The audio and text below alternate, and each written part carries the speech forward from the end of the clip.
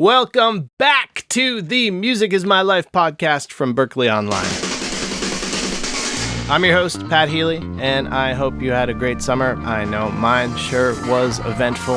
And I am proud to welcome as the first guest of this brand new season, Colin Blunstone, a rock and roll Hall of Famer as the lead singer of the Zombies. He began playing with that band as a teenager.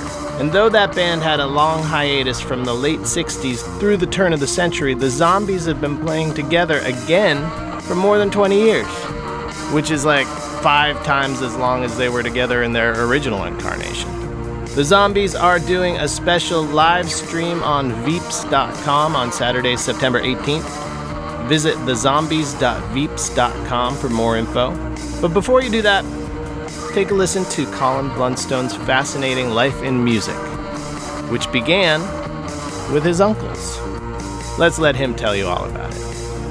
When I was about 10 or 11, a lot of them emigrated, some to America actually, some to Canada, some to New Zealand and Australia. But I remember those early days, particularly at Christmas, hearing my uncles all play. They were wonderful players and very good singers as well, harmony singers. They were absolutely spectacular, and I think it did make a big impression on me. Certainly that's my earliest memory. And how about yourself? When did you start playing? You know, when did you sit at a piano and then open your mouth and say, I have a gift for this whole singing thing?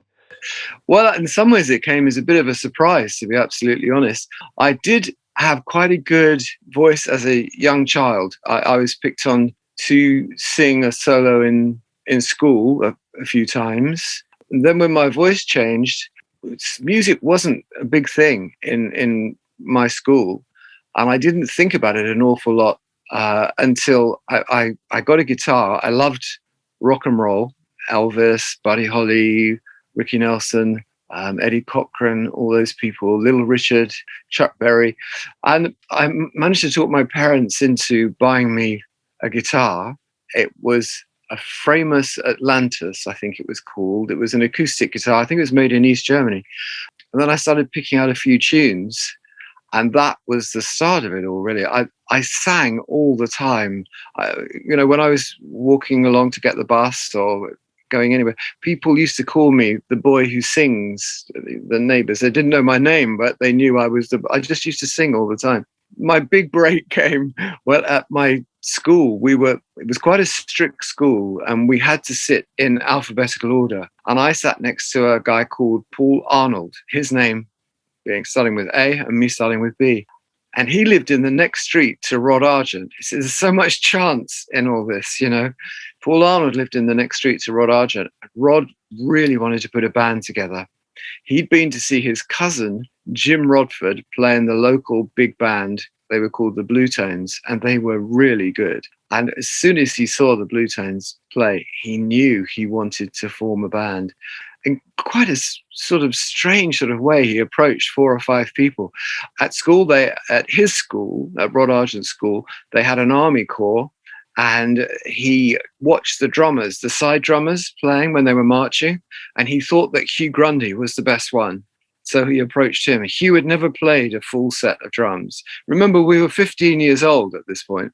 There was a folk club there, and Paul Atkinson was playing there, and he thought he was the best guitarist. He approached him. Paul Arnold was his mate from home in the next street, and Paul was making an electric bass guitar in woodwork. He'd never played one. That's what got Paul in. And then Paul said to me one day, out of the blue, he said, "You've got a guitar, haven't you? Have you got it?" And I said, "Yeah, I've got a guitar." He said, "Do you want to be in a band?" And that was my audition for the Zombies. That's so interesting that you were initially recruited as the guitarist. I was, and there was a little bit of friction about this at our first rehearsal. All we played in our first rehearsal was an acoustic song called Malagueña. Rod was going to be the singer. So he didn't actually do anything in the first rehearsal until we had a coffee break halfway through. And he went over to a broken down old piano in the corner of the room.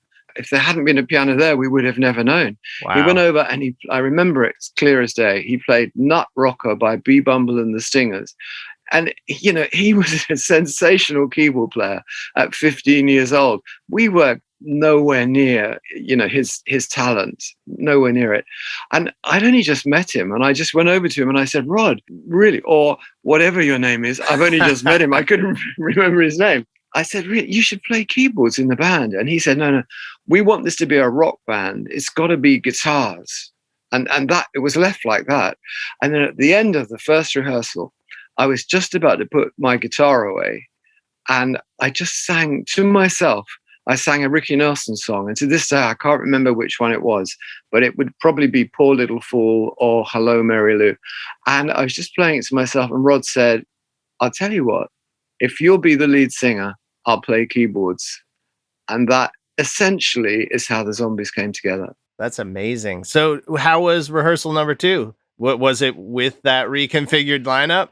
It was a bit tragic, to be honest, because dear old Jim Rodford, who was Rod Argent's cousin, Jim spent 20 years in the Kinks. He played with the Animals. He is a wonderful player, and he arranged for us to use all the gear, mostly Vox amplifiers, but proper sophisticated kit for that first rehearsal.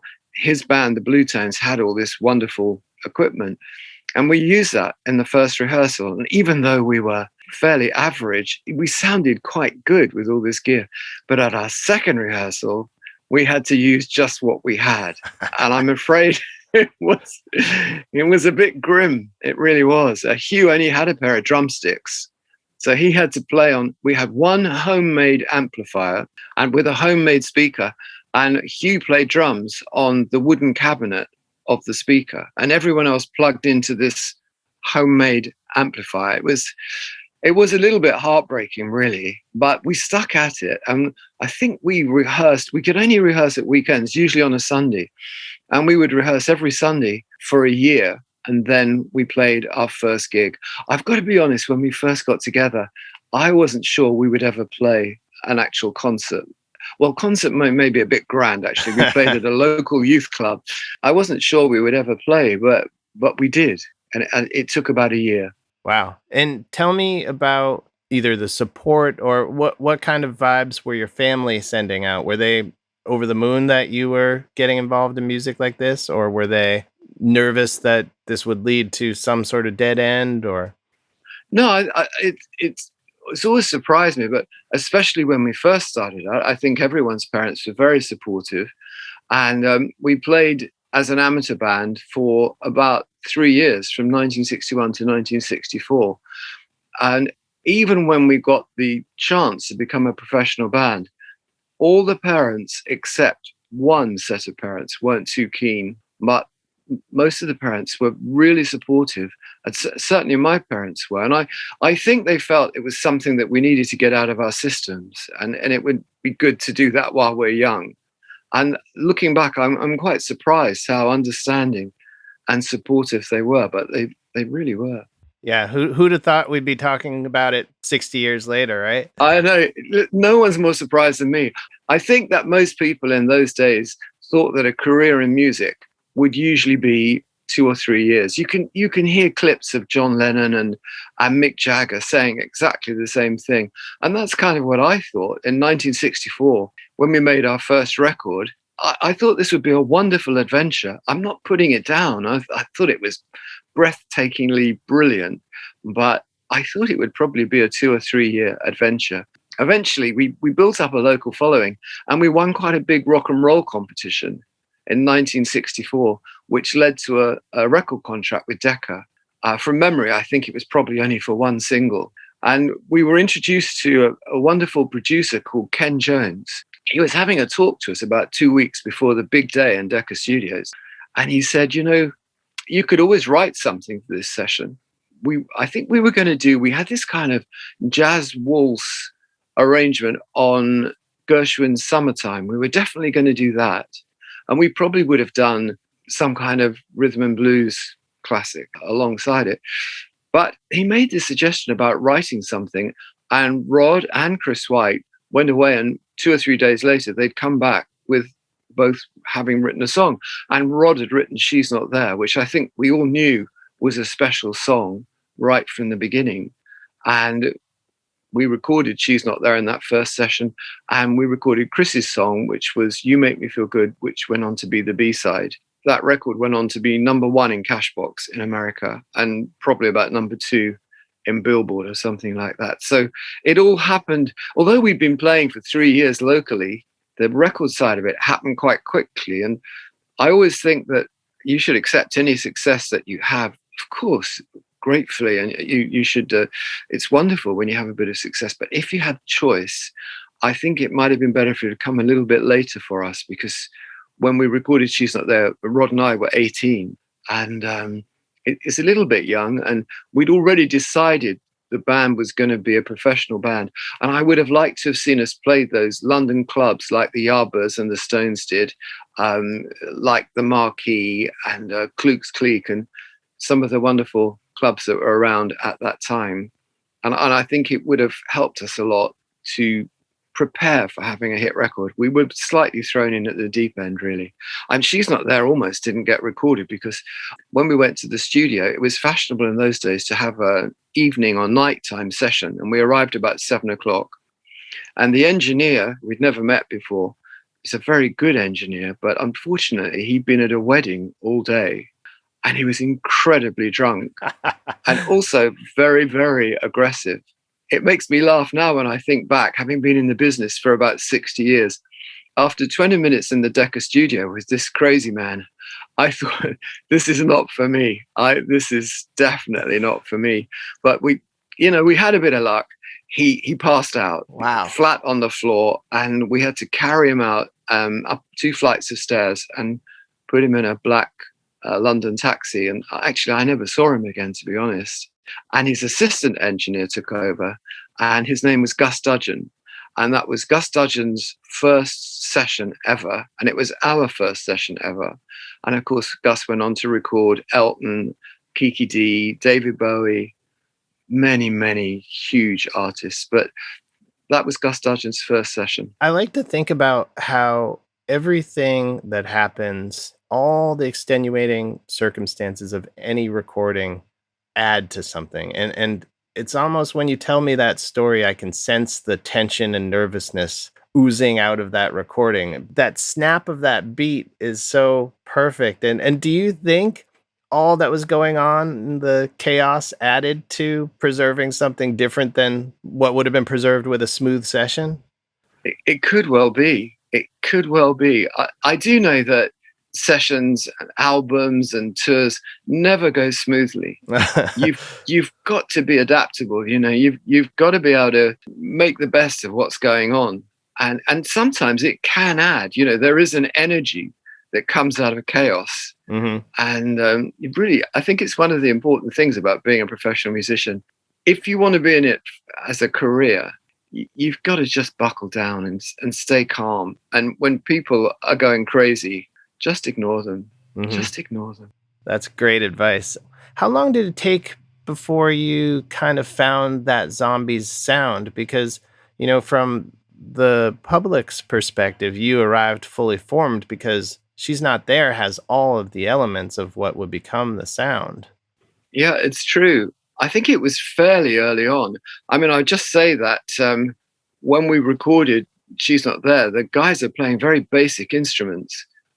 Chris White was playing a homemade electric bass, wow. And Paul Atkinson was playing a very quite inexpensive guitar that had just had a pickup stuck on it. Wow. Rob was playing a Hohner pianette, which was, I think actually Hugh had a fairly good drum kit, although he did get another one after She's Not There. But the Hohner pianette was kind of the key to everything for us, because to start with, Rod was playing keyboards. We just used to put a mic into whatever piano was at the venue when we arrived there. And very often you couldn't really hear him very well. And he used to have to really hammer the keys very aggressively. And I could sometimes judge how good the evening had gone, because at the end of the evening, his thumb would be bleeding.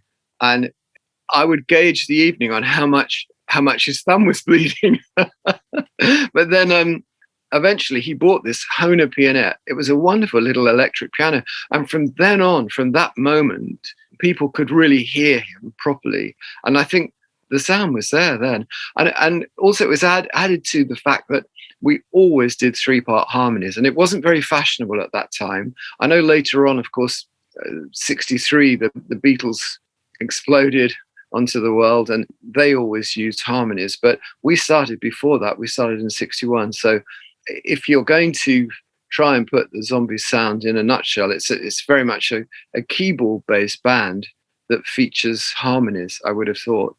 And that came very early on. And there's an act that I don't know if you're familiar with. It's like a modern rock group called Car Seat Headrest, and they nail the Zombies-like harmony on one of their songs. And it's a song called Something Soon by Car Seat Headrest. It's really terrific. I feel like no other acts ever really did that. Well, I tell you, the secret for us was that Rod was in the cathedral choir for many years. And sometimes we would pick him up after evensong at the cathedral. Wow. And take him to a rock venue and to play with the Zombies. And Rod really understands harmony. A lot of it, comes from him, because we're not just playing thirds and fifths and things like that. They're very specific harmonies. Also, with the Zombies, he had to work with what he was given. I was a little bit of an ill-disciplined vocalist, so he would say to me, you sing what you think is the melody. More specifically, when we came to the chorus, this would be, you sing what you think is the melody. And quite often I would take the top harmony, because I've got quite a high voice. So we would try and set that. We'd do it a few times so that I've got that in my mind. Then he would try and give Chris a very simple harmony, because Chris has got to play bass at the same time. And unfortunately, this would often leave Rod with a very complex harmony, because he had to fill all the holes. And that's why sometimes it's quite difficult to work out what the zombie harmonies are. It's because we didn't do harmonies in a way that a lot of other people did. We had to work with the voices that we got. That's amazing. And was the Zombies your first choice for a name? No, it wasn't. We were a bit desperate. I mean, it seems so silly to talk about names for a band, but it's important, To start with, we were the Mustangs, which lasted about 2 weeks. We realized there were many other bands called the Mustangs. And then I think I came up with the idea of the Sundowners, because there was a film called The Sundowners. And I came up with the idea, and even I think that's terrible. And then Paul Arnold, the original bass player who sat next to me at school, he came up with the idea of the Zombies. And I'll be honest, I don't think I knew what a zombie was. There was no zombie culture in those days. Right. There were no zombie TV programs or films or anything. I don't think I really understood what a zombie was, but it seemed snappy. It stuck. Everybody liked it, probably except me. I wasn't very keen on it. It just stuck, and we became the Zombies. And Paul Arnold, who thought of the name, he's the only guy who ever left the original band. He wanted to be a doctor, and his studies wouldn't allow him to rehearse with the band. So he had to make a choice, and he chose to leave the band, and Chris White took his place. And Paul went on to be a doctor as well. He now lives in Edmonton in Canada, and he always comes to see us if we're anywhere near Edmonton, and we always get him to stand up and get some applause, get the spotlights on him. But he thought of the name The Zombies. It's especially interesting to speak with you for the context of this podcast, because we've done about 60 episodes, and most of the people we speak to, their starting point is the Beatles and the British Invasion. And that's you. I mean, you're the second band of the British Invasion. Tell me about what it was like to go to America for the first time at 18, right? I think by the time we got to America, we were just 19. We came in Christmas of 1964 to play the Murray the K Christmas show at the Brooklyn Fox.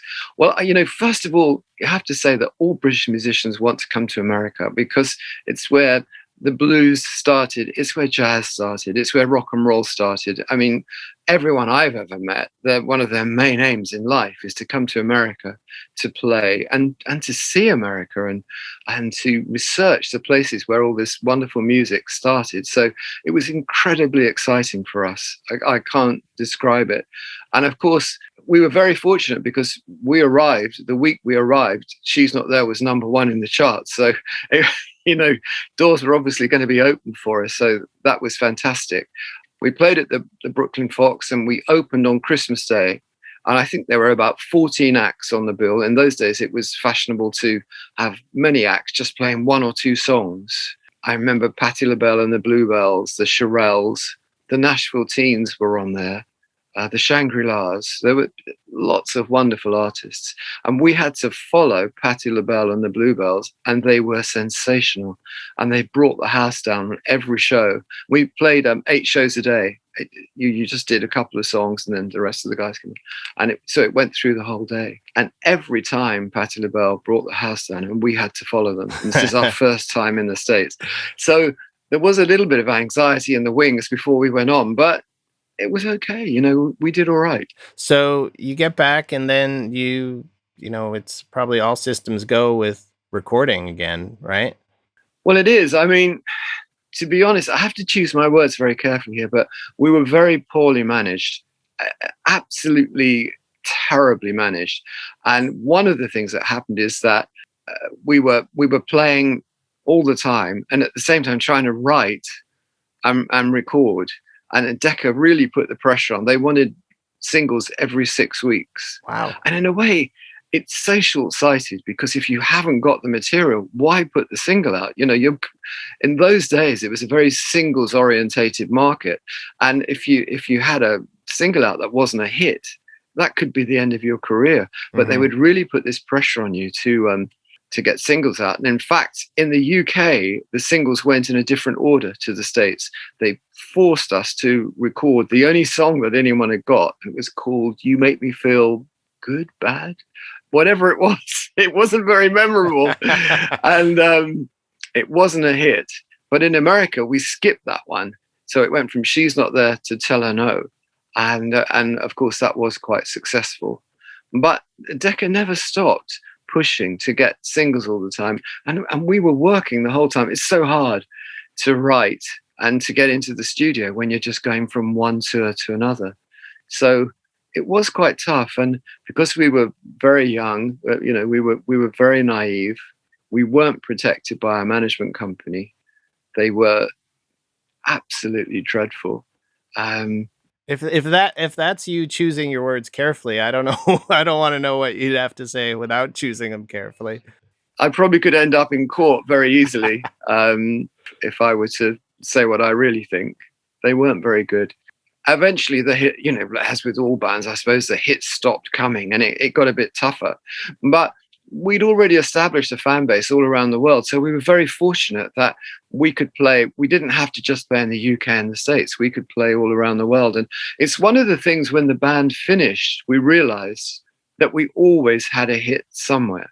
But there was no internet in those days. It was hard to find out what was going on around the world. Maybe if you had a good management company, they could find out, but we didn't. And it was after the band finished, we realized, we always had a hit somewhere.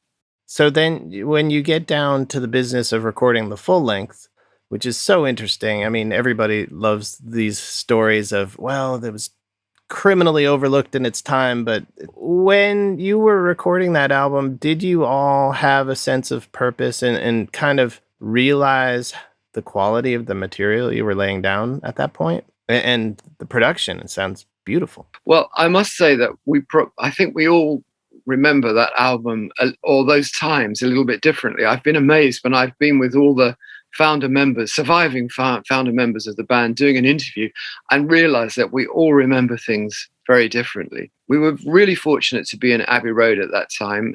It was the best studio in the world, I would have thought. We were working with incredible engineers, Peter Vince and Jeff Emerick.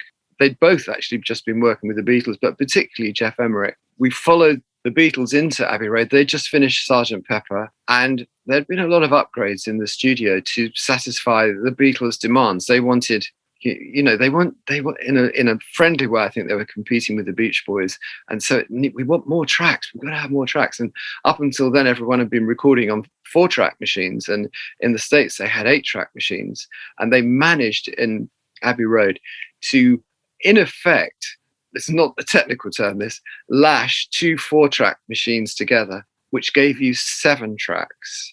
And so we were benefiting from some of the innovation that the Beatles brought into Abbey Road. So we were very fortunate to be recording there at that time. But we had an incredibly tight recording budget. So we had to record very quickly. And how we got around this was we rehearsed really extensively before we went into the studio. And it amazes me. I mean, I've been involved in lots of projects where the rehearsing goes on in the studio.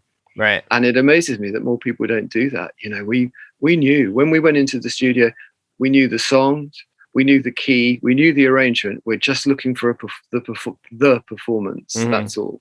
So we recorded very quickly. And my feelings at the end of the album was that we'd done the best we possibly could. That's how I felt about it, regardless of critical acclaim or no critical acclaim or commercial success or anything like that. I just felt it was the best we could possibly do, which made it kind of tough when the first single was released and it didn't make any impression. In the UK, it was Care of Cell 44. I think eventually in America, they released 3 singles. Either the third or the fourth was Time of the Season. It was a real struggle. And even when Time of the Season was a big hit, Odyssey and Oracle wasn't. It went into the Billboard charts for 2 weeks at around 98 and then disappeared. And something magical happened over a 10-year period. People just started talking about this album. No one was promoting it. No one was marketing it. It was just word of mouth. And in America, people like Tom Petty and more recently Dave Grohl, and in the UK in particular, Paul Weller has really supported this album. And if Paul Weller's talking to someone and the subject of music comes up and they haven't heard this album, he'll go and buy them a copy. Wow. And I know that because he's told me. It just was a word of mouth thing. And it just came about that Rolling Stone actually named it as the 100th best album of all time. And when you look at the albums that are around there, you know, it's Beatles, Rolling Stones, Paul Simon and Garfunkel. Yeah. And it's just phenomenal that this album was pretty much forgotten at the time and then rediscovered years later. It seems almost as though it's had a life force of its own because it sort of battled through all on its own without anybody really helping, except I must just say that Al Cooper, he was in his first day as a producer at CBS, and he'd brought this album back from England. He'd just been in England. It was very courageous of him. He went to Clive Davis on his first day working at CBS, and he said, "We have to release this album. Forget everything else. We have to release this album." And Clive Davis said, "Well, it's fine. We own that album. We were just going to pass on it. We weren't even going to release it. But it's only because of Al Cooper fighting our corner that the album was ever released." Right. And there's, I never know what to trust about the information that's out there on the web. And Wikipedia has an anecdote about you weren't even that keen on Time of the Season when it first came out. Is that true? It is true. It wasn't one of my favorite tracks on the album. To be honest, I think to me at the time, the most commercial track was Care of Cell 44, I think. Also, Time of the Season was the last track we recorded, and it was recorded in a slightly pressured environment because we were running out of money. Rod had only finished the song in the morning. Wow. And in the afternoon, I hadn't really got the phrasing right. And, bless him, he was coaching me from the control room. He was being really, really patient, but it's ironic. I'd got a red light in front of me and a big clock, and I could see we were running out of time. And so he's going, "No, can you put that on the beat? Can you push this phrase?" And it got very heated between Rod and I. I couldn't tell you the language. It wasn't good. And of course, because I'm talking through the mic, this is going to all the engineers and all the Abbey Road staffers and the crew and everything there, and all the band. Quite a forceful argument going on. And it's always struck me as ironic that while we were arguing, the lyric to the song is, "It's the time of the season for loving." An hour later, it was all forgotten. But there certainly was a verbal battle going on while the lead vocal was going down. That's amazing. Or time of the season for finishing the album. Yeah, absolutely. Yes, that's what it was. CBS Records gave us £1,000 to record the album. And I know, money's different now, but even in those days, to be in Abbey Road and have just £1,000, You had to record fast. You really did. One thing I wondered about that song, which is strange, but I mean, there's the the line "Who's your daddy," which has come to mean something different in pop culture. And do you think that the song led to that? It certainly could have, yeah. And I think Rod got the idea of that line. It's sort of a nod towards Gershwin's "Summertime." Right. There is a line in there. You're right. Your daddy's rich. That's so interesting. And that was one of the first songs that we ever played way back. We recorded it in our first session when we recorded She's Not There. We recorded "Summertime" as well. I mentioned it earlier on. We had this sort of jazz waltz arrangement of it. And I think that was the idea of it. It was just sort of a nod to summertime. And I know that it has come to be quite a popular phrase. And maybe it did come from the song. I'd like to think it did. Right. It's so interesting, too, because the way it's presented is so different from Summertime. But when you say it, it makes sense. And I love the cockiness of that. Is he rich like me? And were you weren't even rich at the time, were you? My goodness, no. As often happens with bands, the three non-writers were in a completely different financial situation to the main writers. I always think, if you haven't got a good song, you can all pack up and go home. It's the songs are the cornerstone of everything. We were very fortunate to have two sophisticated writers in the band, and I'm really glad that they were the financial stream didn't go through our manager's office. They were paid direct, and so I'm really glad it worked out that way for them. But it was quite tough for the other guys in the band, for Hugh Grundy, Paul Atkinson, and myself. We certainly didn't have any money, no. And I mean, that was, again, one of the reasons why the band finished. In fact, Paul Atkinson had just got married. He just felt, as he just got married, he had to try and get some money together. And that was one of the main reasons that the band finished. You do the album and then you break up. And then did you have any awareness of what was going on in the States with all these fake zombies bands going around? I did a little bit, yeah. It did filter back to us. And in particular, I know Chris White was in New York at one point. He was in Rolling Stone's offices.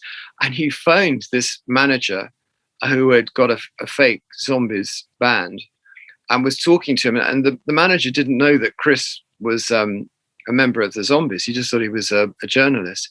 And the manager was explaining that they wanted to have a Zombies band to honor the lead singer in the band who had been killed in a car crash.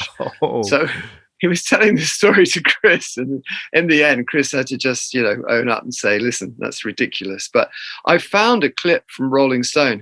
Although they didn't say I was killed in a car crash, I did find this clip that a guy did definitely say I've been killed, Wow. And that's one of the reasons that they started this Zombies band. But, that's just silly. They just found a gap in the market. There was no band, right? And there was a big record, so they got out there.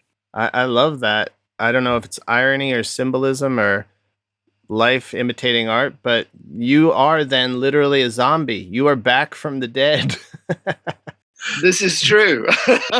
So the band breaks up, and then right now you're gearing up to celebrate the 50th anniversary of your debut. So, which is so great. And there's so many great things about that album that, were you aware of what Nick Drake was doing at the time? Because the parallels musically, they're there. And it seems like he never had any popularity while he was doing what he was doing. Are you talking about my first solo album? Yeah. Yeah, 1 year. No, I never heard a Nick Drake album before 1 year. Maybe he heard 1 year. I'm not sure. I think maybe his first album might have been a little bit before 1 year, but I hadn't heard anything by him at that point. And I mean, 1 year came together in a very natural way, in that, I'd met up again with, I still saw them socially, but we decided to work together again, Rod and Chris. I was coming home from a party in Chris White's car, and he said, why don't you come and work with Rod and I? We've got a production deal with CBS Records, and we'd love to do an album with you. And I said, yeah, great. Sounds a fabulous idea. And we were back in Abbey Road, Studio 3, where we did Odyssey and Oracle. Peter Vince engineering. Actually, the first 2 tracks for 1 year we did in another studio, but we eventually found our home, Abbey Road. The other 8 tracks were all recorded there, and it was mixed in Abbey Road. And we started off just doing a couple of tunes. She Loves the Way They Love Her, which is the first track on the album, which, you know, in some ways I think sounds like perhaps the Zombies would have sounded like if they'd have kept going. In fact, it's Argent and me. It's all the guys in Argent. And we also started Misty Roses, a wonderful Tim Hardin song. And that was in another studio. But we realized that Misty Roses was incredibly short, and we needed to do something. And I think it might have been Rod that came up with the idea of perhaps we could do some wild strings on there. He'd been listening to a lot of Bartok, and we were introduced to a string arranger called Chris Gunning. I wasn't really involved too much in giving Chris an idea of what we wanted. I think it more came from Rod, and he was talking a lot about Bartok, as I said, and that's what Chris came up with, and I think it's absolutely breathtaking. So Misty Roses was very distinctly recorded in 2 parts. The first part with just a sort of a jazz guitar, and then this wonderful string quartet piece that's probably 2 or 3 minutes long. And then it plays out with the string quartet and me. And when I first heard that, the play out bit, I thought, how am I going to be able to sing over what that quartet's playing? But it works, you know. You just have to get stuck in, and it works. And it was so successful that we went on and did most of the rest of the album with Chris Gunning. And one of the tracks, it's actually the last song. Again, Time of the Season was the last song. A Denny Lane song called Say You Don't Mind went on to be a big hit in the UK. And even, you know, there's so much chance in these things. We used to play that song with the original Zombies. We used to close the show with Say You Don't Mind. And we tried to record it for the 1 year album as a rock song, as we'd played it with the Zombies, but it didn't work. So we went back to Chris Gunning, and he came up with this magical arrangement. It's actually a 21-piece string orchestra. It's not a string quartet, but it works with a string quartet. Yeah. It's a 21-piece orchestra, and it was a huge hit. That's interesting that you say that about How Am I Gonna Sing, because when I listen to a lot of the songs on that album, I just think, how does he know when to come in? You know, there's no beat, but you find the harmony instantaneously. And was that a challenge for you? It wasn't some of them. I think really it's just working at it. You know, you just have to get stuck in. The song I think I find most challenging is her song. It's a song by Chris White. And sometimes it's difficult to know where you are in the song beat-wise, because what they're playing is so drifty, and it's not an obvious backing for that song. I find that can be a bit of a challenge. The other songs, I think that I'm okay on the other songs. And, you know, there's talk, with this pandemic, I don't know what's happening with live music, but there is talk of me coming over in November to play concerts across the country. I'm playing 1 year in its entirety to celebrate the 50th anniversary of the album. So I hope that comes off. I really do. Also, is this true about the internet? At what point did you became an insurance clerk? Was that after the Zombies and before 1 year? It was. The 3 non-writers all took jobs. They had to. Mm-hmm. I didn't have any money. It was the first job I was offered. I didn't think that I was born to be an insurance clerk. It was the first job I was offered. And in a way, it helped me because I worked in the middle of London in a very busy insurance office. The phones were ringing constantly. And I was really sad and probably a bit depressed about the band finishing. But I didn't have any opportunity to dwell on it because I had to throw myself into this job. Mm-hmm. And I stayed there for nearly a year, I think. And then when Time of the Season was a big hit in the States, I started to get offers to record, and I got back into the music business. That must have come at the right time for your morale. Well, it did. It was time of the season, or life as an insurance clerk. So it was no choice really. Once time of the season started to happen, I was off. Right. And when you were playing gigs at this time, would you play Zombies numbers? I mean, I know you had Smoky Day was even on the album, and a lot of the songs that the Zombies played. I'm trying to remember. I just started playing about 71. In fact, I did the first ELO tour. When the first tour they did in the UK, I did it with them. I don't think I played many zombie tunes on that tour, but over the years I have.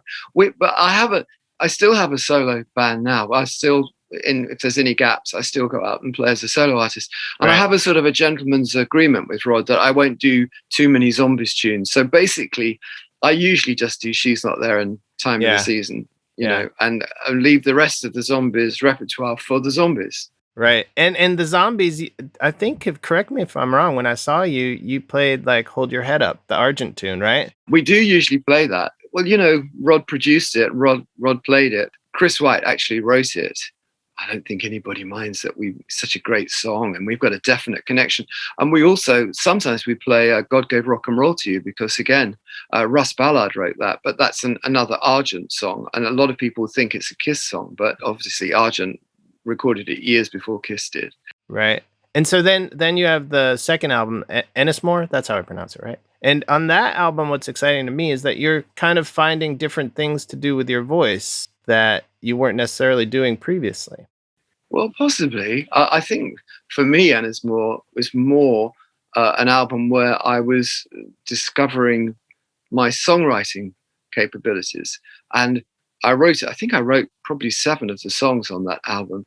And I find it very natural. I mean, it's kind of obvious, really, but it's much easier for me to sing songs that I wrote. So maybe that's what you're seeing or you're hearing there, that it's my more natural singing voice, because if you've written the song, it's very, very easy to record it. When you're recording other people's songs, I think you have to put a lot more effort into it.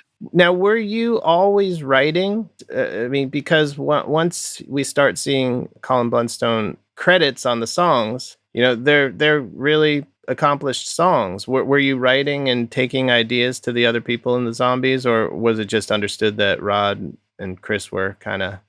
I always thought that songwriters were in a sort of a different career path to musicians. I didn't know that musicians could write their own songs. And to a large extent, that was true before the Beatles. Artists would go to publishers or songwriters to get their material, but the Beatles changed all that. When I saw Rod and Chris writing songs, I thought it was really exciting that they could do that. And I just tried to write as best I could. And I did write 2 songs for the Zombies, the original Zombies. And then after the Zombies finished, I kept on trying to write. And, you know, the more you try, the more songs come. And eventually, hopefully, they get a bit more sophisticated as well, because I don't have any formal musical education. You know, I'm literally sitting there and just making up a song as it comes along. And certainly at the time of Anismore, I did have a lot of material. And I think it was a lot to do with the fact I lived in a flat for a time in a place called Anismore Gardens in London. It's just at the back of the Albert Hall, with a couple of other guys. One was a singer-songwriter called Duncan Brown.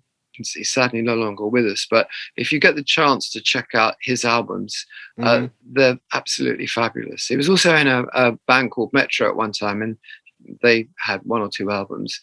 So there was Duncan and myself, and his manager was called Patrick Lacey, and we all played guitar, and we used to just stay up very, very late, maybe nearly all night, just playing guitar, and it just really helped me develop as a songwriter. I lived in that flat for a year, and I suddenly found, it just freed up my ideas, and I suddenly found I could write lots of songs. And that's why I called my second album Anismore. After that flat where we were just playing guitars all the time, and it was a wonderful time, and I think that's where I found my feet as a songwriter. So then you're playing more, and when is the first Zombies reunion? It's not until like 2000 something, right? It's nearly that. Yeah, I was working with Rod. Rod produced one or two of my albums and some singles. I did some shows with him. I was still seeing him all the time, but we weren't working regularly together. And then and I have to say, Rod remembers this differently, but this is how I remember it. In 1999, I was working as a solo artist, and I had a keyboard player who was a bit unreliable. He had a slight problem in that if anyone offered him a gig and encouraged him to play his own songs, this was the key. They'd say, yeah, we'd love you to come and play in our coffee bar to 5 people and play your own songs. He wouldn't turn up for my gigs. And it was getting scary, I never knew if he was going to turn up or not. And I thought, I wonder if Rod would consider doing a few gigs, because he'd been working as a producer. He hadn't played live much in the last few years. And I just took a chance and said, I've got these 6 dates left, and would you consider doing them? And he said, yeah, I'd like to, but I only want to do those 6 dates. Very definitely, I only want to do those 6 dates. And I thought, well, fantastic. And it worked again. As soon as we were back on stage, it worked. Mm-hmm. The combination between him and I. And although he was only going to do the 6 dates, here we are 20 something years later, and we're still playing. But originally, there was no idea of reforming the Zombies. We didn't play many zombie tunes. We had no idea that there was an interest in the band. It may be hard for people to believe that, but once we started playing, we realized from the audience that they wanted to hear more zombie tunes. Mm-hmm. And then eventually, after it was probably 6 or 7 years, we thought, listen, we're playing a zombie show. Let's talk to Chris White and Hugh Grundy about us using the name. And they were a little concerned to start with, but in the end, they gave us their blessing, and we became the second incarnation of the Zombies, and we played a zombie set. Didn't either Hugh or Chris join for a little bit? They did. Can I just say that although we did play lots of the original zombie tunes, we were always writing new songs and always recording new albums. We've recorded 4 or 5 albums since we got back together again, and the last one, Still Got That Hunger, actually got into the Billboard Top 100. I think it was 2008. Chris White got the idea of performing a concert to celebrate the 40th anniversary of Odyssey and Oracle. Everybody thought it was a pretty good idea, and it was really funny, actually. Rod and I had this conversation. It may have been driven by me. And I said, listen, we're up playing all the time. We need to check before we commit to this. We need to check if Chris and Hugh can play these songs. Not being mean, but it's important. Right. They hadn't played professionally in 30 something years. So we got together to play Odyssey and Oracle through. And Rod and I hadn't really rehearsed it at all. We presumed, because we'd been out playing, we'd be fine. Hugh Grundy and Chris White had rehearsed extensively. They were note perfect, absolutely note perfect. Rod and I were all over the place. So it was a bit embarrassing, actually. It was a bit embarrassing. But obviously, that was good news. And we were going to do one night at the Shepherd's Bush Empire. It's a kind of a medium-sized theatre in fairly central London. But the tickets were so popular, we did 3 nights. So that was with the original members of the band and supplemented with some other players as well. Wonderful players. Darian Sakhanaji from the Brian Wilson band played second keyboards, and some of the guys from the current incarnation of the Zombies helped out with backing vocals and so forth. So we did 3 nights at Hammersmith Odeon, and then the next year we went round the country and played quite a few of the big dates around the country, and then we came to America. And so we've done that quite a few times, but I don't think there are any plans to do it again. We did it again for the 50th anniversary, right, which was 2018. And we played a lot of dates. And the last time we did it, we actually toured with Brian Wilson, and we played Odyssey and Oracle in the first half in its entirety. But I think probably that's it now. It was great to play with Chris and Hugh again after all these years. What do you have lined up for this big concert that's coming up, the Abbey Road taping? We're going to play 5 new songs. And otherwise, we're going to play a selection of songs that we've recorded more recently, and of course, the standard songs that people want to hear. So I think it'll be a really exciting concert. I think it should be fantastic. There's so many bands these days that had such a short burst at first, then a long dormancy, and then their second act together. I mean, you've been playing Zombies songs again for more time than the Zombies existed in the first place. Like four times as much. I know. It's strange, isn't it? I don't pretend to understand it. And in regard to the Zombies, I mean, other bands will have their own story, but with the Zombies, so much of it has been left to chance.